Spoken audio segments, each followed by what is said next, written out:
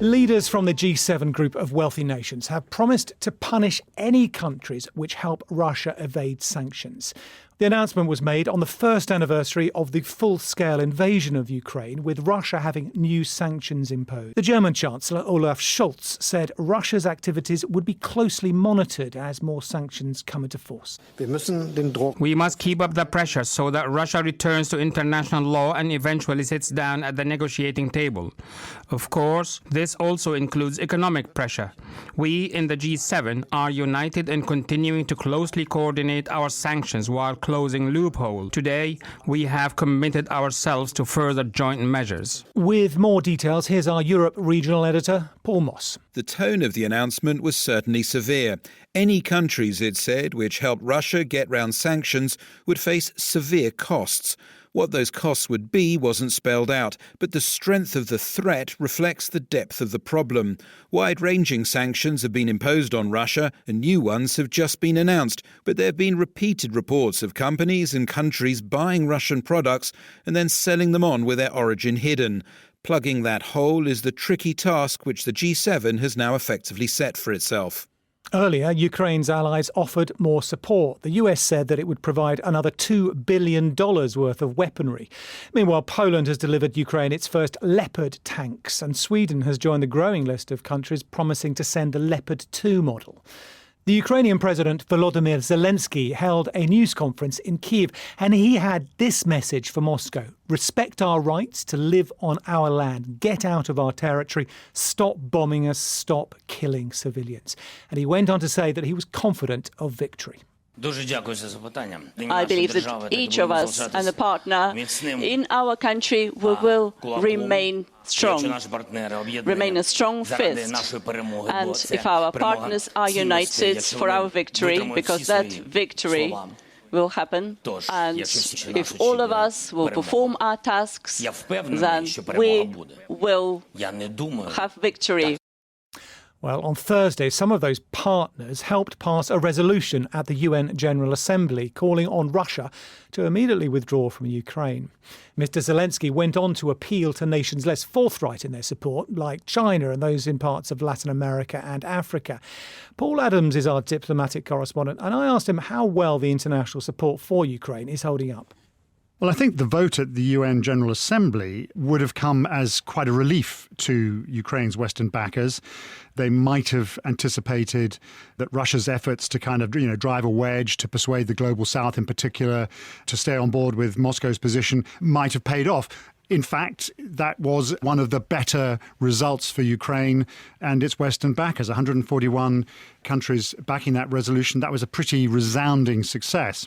If you take that and you combine that with the continued provision of vital military equipment to Ukraine, we had today the Poles announcing that they had actually already delivered the first 4 Leopard tanks. So there is a real sense that the Western orchestrated support for Ukraine is holding up. It is still enormously challenging, but it is working. Meanwhile, there are dozens of countries, more than 30 countries, abstained in that vote you were talking about there on Thursday. And the role of China as well. There does seem to be pressure from Beijing on Ukraine to agree to some kind of compromise. Where do you see that going? Is it going to grow, do you think? There is obviously a sense that all eyes are on China at the moment. We had earlier in the week the Americans saying that they had evidence that China was contemplating sending military equipment to Russia. If that were to happen, that would be an absolutely enormously consequential move. But what we have at the same time is this rather unclear diplomatic initiative from Beijing. A peace plan, although I don't think many others are really describing it as that. President Zelensky, interestingly, in his press conference, said that the very fact that China was talking about Ukraine was not in and of itself a bad thing. He said that if China sides with the idea of peace and fairness and does not supply weapons to Russia, then he's interested in hearing what China has to say. And what is clear is that certainly Kiev is not ready by any means to talk about giving up even a square kilometre of ground. No, at the moment there is really no viable prospect of a peace process from either side. I mean, the Russians have shown no indication that they are abandoning their maximalist intentions of, denazifying and demilitarizing Ukraine. Ukraine's position, if anything, has hardened over the past 12 months.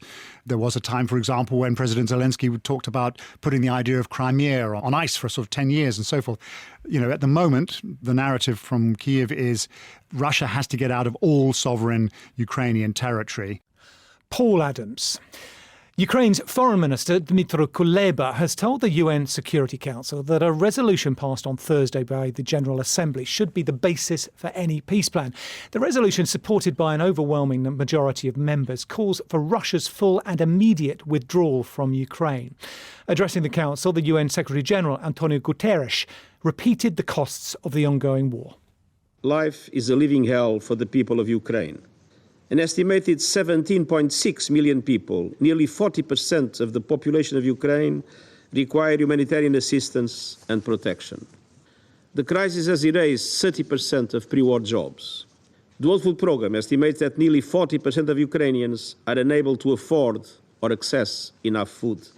And the war has sparked a displacement crisis not seen in Europe in decades. The Council observed a moment's silence requested by Ukraine's foreign minister for those who died since the Russian invasion. That was interrupted by Moscow's envoy. The US Secretary of State, Antony Blinken, reminded members Ukraine was the victim of Russian aggression. Members of this Council should not fall into the false equivalency of calling on both sides to stop fighting or calling on other nations to stop supporting Ukraine in the name of peace. No member of this Council should call for peace while supporting Russia's war on Ukraine and on the UN Charter. In this war, there is an aggressor and there is a victim. Russia fights for conquest. Ukraine fights for its freedom. Antony Blinken. As the Ukraine conflict enters its second year, Russia controls around about a fifth of Ukraine's territory in the east and south of the country. One of its most important strategic goals from the beginning has been the complete capture of eastern Ukraine, the area known as the Donbass. Now, one of Russia's key targets is the strategic town of Vuhledar. The latest Russian attempt to take the town earlier this month ended in a humiliating defeat. Our senior international correspondent Orla Guerin reports now from Vuhledar. Some people may find the following distressing. We're making our way now towards the front line with Ukrainian troops passing by apartment block after apartment block that are completely destroyed. Some of them have had the front torn away. They're blackened. One in front has a huge hole punched through. It looks like it was hit by a missile. And this is just one destroyed town on Ukraine's very long front line.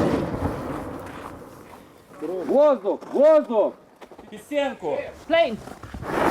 Get down, Doctor! We've just been told to duck down here now and take cover at the wall. The troops have heard something, possibly a Russian drone. The front line is about 500 metres away. They say Russian troops are trying to advance, but they're holding them back.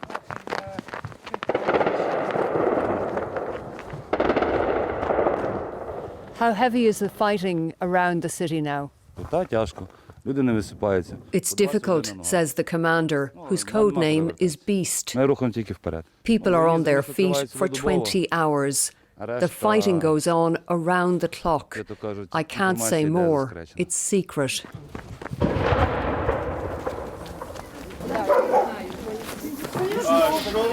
People have gathered around now, mainly elderly people, wrapped up in winter coats, and they're queuing now to get some bread. A jovial figure in combat gear is handing out the loaves.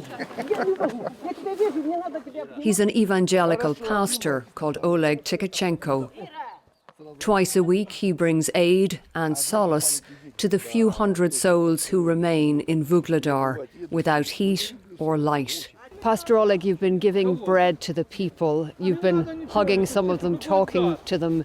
They obviously mean a lot to you. How important is it to you to come here like this and take this risk? We help because it's a matter of life or death, he tells me. We bring bread and water. The risk is huge, but so is the reward, saving people's lives. Among those queuing for bread, we meet Valentina, a small figure bent low over her walking stick. She's 73 and says she has nowhere else to go. We are frightened, of course, but what can we do? We live with it. You can't say, don't shoot. They have their job. We have our lives. What was life like here before the invasion? How were things before? It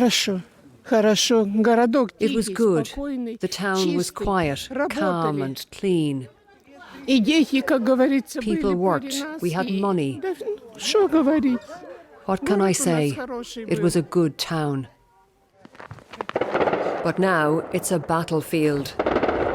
We see a Ukrainian mortar team dart into position and target the enemy nearby.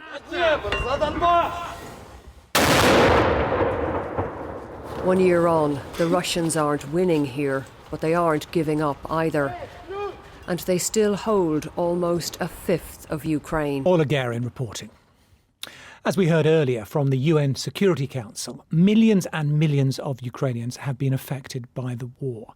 So what was it like when, in the early morning of February the 24th last year, Russia launched its full-scale invasion of Ukraine? Well, people woke up to the sounds of rockets and helicopters overhead, troops on the streets, and panic throughout the country.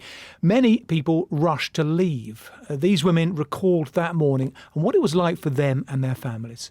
We woke up in the morning and we were shocked because nobody believed that something can be like a war in 21st century in Europe. We saw helicopters and planes of Russians. The kids were really scared. We woke up on February the 21st at 5 in the morning to explosions, and it was it. And I called my father, he's a military man too, and he told me, go somewhere immediately. And we left the same day, and the road was very stressful. And my husband told me, I have to bring you somewhere to the safe place. And I was also pregnant at that time for months, and I didn't want to think about all the danger. My name is Sonia. I'm 17. The 24th of February 2022 was one of the most horrible days of my life, of course. I remember my mother waking me up at like 7 a.m. saying that the war has begun. The first hour, I was just shaking and panicking without any idea what will happen to me, to my family, my friends. Will we even stay alive? Well, Sonia from Irpin, and before her, Victoria from Kharkiv and Natalie from near Kyiv.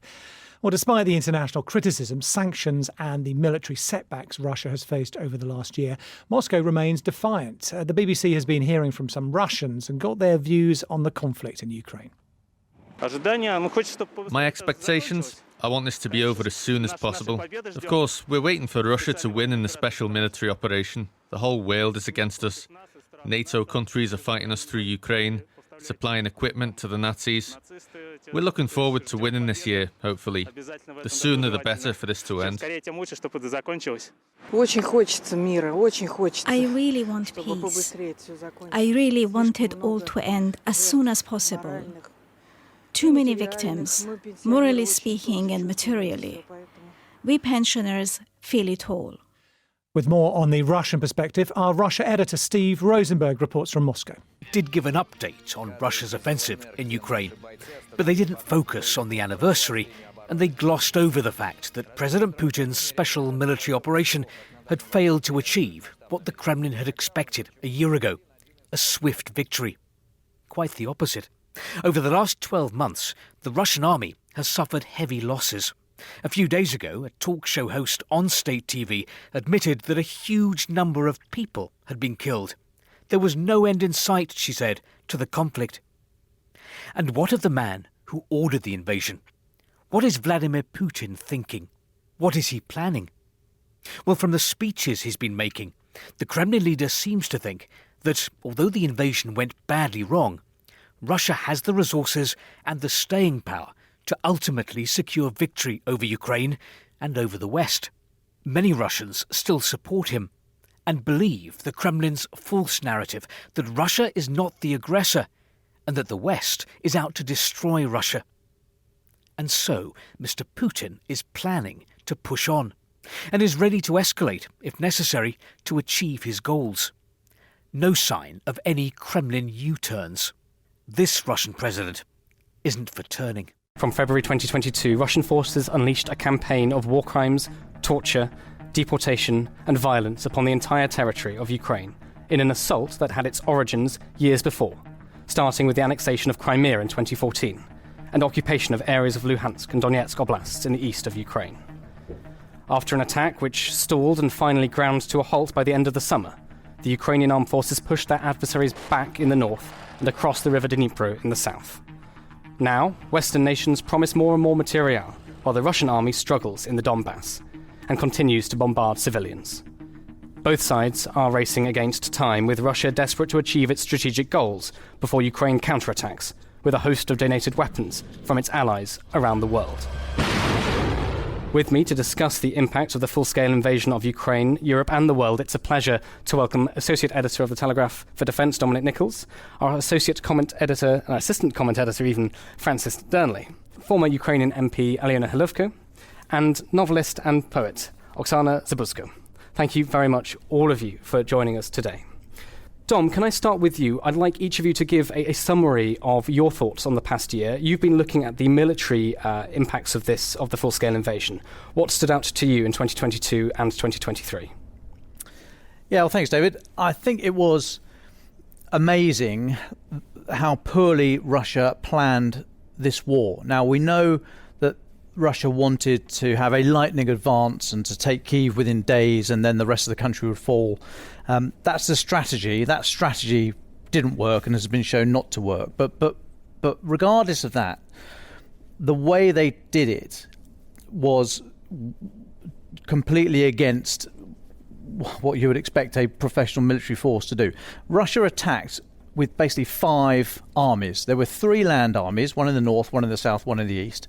Then the Air Force was doing its own thing, and the Navy in the Black Sea and the Sea of Azov were also sort of cutting about, doing its own stuff, launching missiles, and none of it was talking to each other, none of it was coordinated, none of it was prioritised, none of it was working to any sort of set plan. They were just all doing their own thing in the hope that they'd all race to Kyiv or race to the Dnipro River or do whatever they were going to do, and it was all going to be fine. There was no overall commander. Russia did not put one person in charge to orchestrate the whole thing.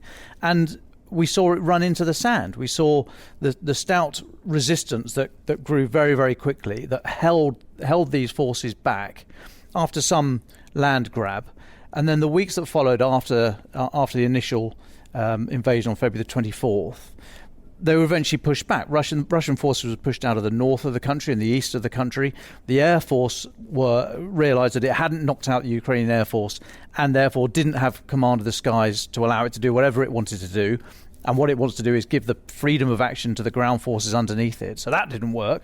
And the Navy sort of threatened an amphibious assault around Odessa and various bits and pieces down on the south coast, which did have some military effect because Ukraine had to counter that or hold forces in the area just in case, but really didn't do much more than that.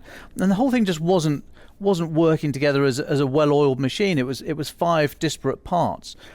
It was only later, when Russia was ejected from the north of the country, that they actually came up with this idea of having one single commander. And even then, they'd never really managed to get anything going because by then they were too bogged down. They'd lost so much equipment. Ukraine had managed to withstand the initial assault and had got reserves in of them from themselves, mobilised people and equipment, and also started to get support in from outside the country. particularly the long-range artillery, which really had a great effect in holding Russia back into the east of the Donbass. And so by the time Russia realised what kind of fight it was in, it couldn't do anything about it. And it's now sort of fixed in a largely static, very attritional battle in the east of the country and to a certain extent the south, but especially in the Donbass. And Russia's reverted to the old way of doing war, which is to fire a load of artillery and then sort of rush in afterwards and try and claim the ground that's left. And they haven't got a huge amount of artillery left. They certainly haven't got many people of any note left, because their experienced troops and commanders are either killed or wounded or back in Russia training the next mobilized group. But there just aren't the people there anymore who are the core of a professional army in order to break through the largely frozen conflict that we've seen for the last few months. Thank you very much, Dom. We'll come back to several things you mentioned there, I think. Francis Sternley, you've been looking at the full-scale invasion often through the lens of international politics. What are your thoughts on the past year? Well, first of all, I would echo what Dom was saying there about the attritional war on the military front. That is, of course, hugely significant. And the anxiety for Ukraine, I think, is that if one looks at the broad brush of the annals of military history, then those countries that have access to enormous resources that can be brought to bear on the battlefield over a sustained period of time tend to be successful. One can look at, of course, in the American Civil War, the side of the Union. One can look in the Second World War with the Soviets once they'd fully mobilized. And what's important, I think, about those two examples is that both were instances of where the aggressor, the Germans or the Confederacy, in terms of the attacks that they were launching, were broadly successful at the beginning of the war. And one could say the same for the Ukrainians. But it was ultimately the mass resources that were mobilized that won the day. Now, there's no reason to think that can't happen with the West mobilizing its resources for Ukraine's benefit in the long run. And that is the great challenge now, I think, in the military sphere, is it's a race for resources for Ukraine from the West, and will it bring all of its factories, all its might, all its weaponry to bear for Ukraine, versus whether Russia can fully do the same, and we'll have to see on the battlefront. But you talk about the political challenges now. Yes, I think we're also facing a war of attrition there as well, because in this coming year, we're going to have to see who's going to blink first and what their definition of victory looks like. I think, as I said in I think one of the first episodes of the year, the definitions of victory as articulated by Ukraine and by Russia are currently incompatible. Something has to shift, and I think that shift is most likely to happen on the battlefield, but the other challenge is going to be whether it's going to perhaps be what changes in the political sphere. The changes in the political sphere could be from the Ukrainian side. It could be that the West begins to blinks, as it were. Maybe the nuclear question will come in again. That's an anxiety. Or it could blink from the Russian perspective if the economic impact of this war begins to come to bear, if Ukraine were able to score some substantial military victories in these counterattacks. And so there's a lot of factors that come into play here. But broadly speaking, I think that we have to, as the West, be thinking now about how to make the economic sanctions really be felt in Russia, because I think that's going to be the thing that will make a shift in how they begin to approach the war. Because until it really begins to bite back home, I don't think we're going to see a fundamental shift and Russia blink first. Thank you, Francis. Well, you mentioned international politics there. Can we look at Ukrainian politics? Aliona, you're a former Ukrainian MP. How have you seen Ukraine's politics change and shift over the past year? I think first and foremost, I'm thinking back to this day 9 years ago, and social media keeps reminding me of the post I was making exactly 9 years ago on this day, when we were all on Maidan, the Independence Square in Kiev, when it was really the middle of the Revolution of Dignity in Kiev, and we were witnessing our first casualties. Later, 1 year later in 2015, this day was established as the National Commemoration Day for the victims of Fallen 100. That's what they were called, because it was 104 casualties amongst the civilians who gave their lives to fight against special forces and police who tried to make the people stop the protests. And that was essentially the beginning of this fight. As soon as we got rid of then pro-Russian President Yanukovych and he fled to Russia, several days later, Russia technically announced war on Ukraine. It annexed Crimea and then started military actions in the east. Looking back to this day 9 years ago of how Ukraine really struggled to ascertain its own demand for freedom and fighting for that freedom and giving everything we had and facing bullets with wooden shields in the streets of Kyiv, the European capital, and pleading for help from the West and asking for the US and for Western nations like the UK and France and Germany, who are now heavily invested in Ukrainian politics, to speak out, to come and to help us, and just to recognize that this is the war that Russia is waging on Ukraine, that it's nothing else that the Russian narratives were then propagating in the media. And seeing where we are now, with me sitting in the studio of Telegraph, the number one global media in the world, with President Biden being in Kyiv, greeting President Zelensky, acting as if they are the two global leaders of the free world today, after all of his visits to Western capitals recently. I think the narrative has changed immensely, and Ukraine has become number one country in the world right now in terms of exposure and in terms of importance. Because whatever happens in Ukraine, whatever outcome is achieved in Ukraine in this coming year, in 2023, the whole world will depend on it.